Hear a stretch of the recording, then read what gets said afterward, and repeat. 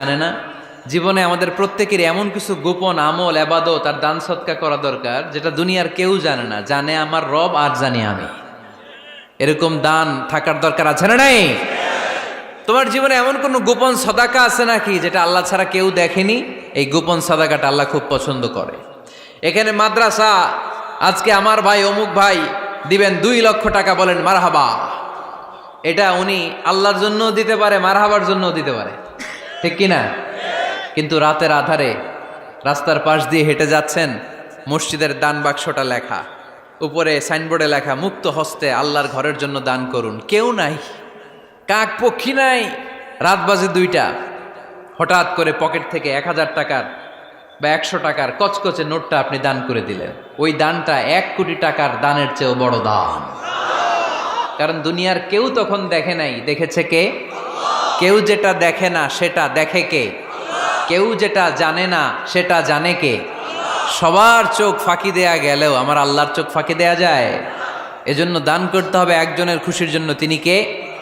এজন্য রাব্বুল আলামিন বলেন, মাসালুল্লাযীনা ইউনফিকুনা আমওয়ালাহুম ফি সাবিলিল্লাহি কামাসালি হাব্বা আমবাতাত সাবআ সানাবিলা ফি কুল্লি সুমবুলাতিন মিআতু হাব্বা ওয়াল্লাহু ইউদাঈফু লিমান ইয়াশা ওয়াল্লাহু ওয়াসিউন আলীম। সুবহানাল্লাহ পড়েন।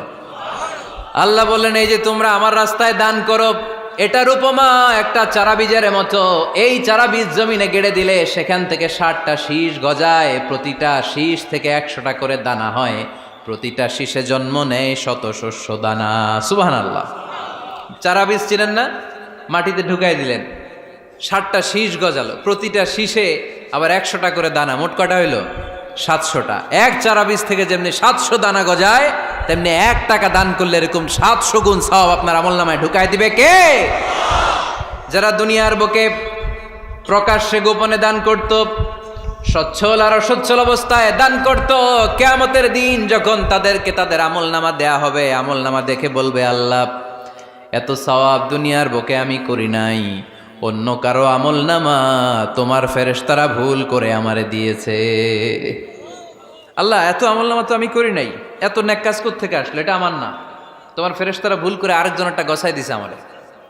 আল্লাহ বলবে, না, আমার ফেরেশতারা ভুল করে না। সুবহানাল্লাহ পড়েন। ফেরেশতারা কখনো ভুল করতে পারে না, এটা তোমারই আমলনামা, আমার আমলনামা, আমি তো এত সওয়াব করি নাই।